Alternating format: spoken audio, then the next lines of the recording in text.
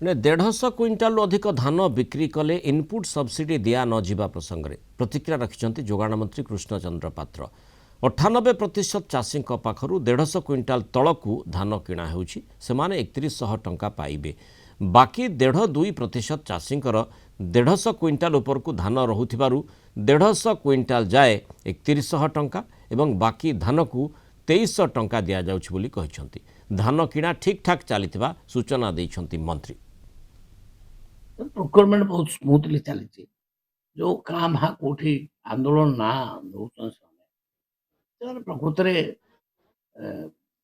किसी कारण न था कि आंदोलन कर कौन से माने ये जो 150 क्विंटाल कथा 98% लोग 150 क्विंटाल भीतर ओनली 1.5% 1.5% लोक जो मान धान संख्या हम 150 क्विंटाल से माने जहाँ टिके पाठन कर प्रकृत में आम प्रथमे बर्तमान 150 क्विंटाल पर्यंत सबू चाषी को टोकन दे दौ।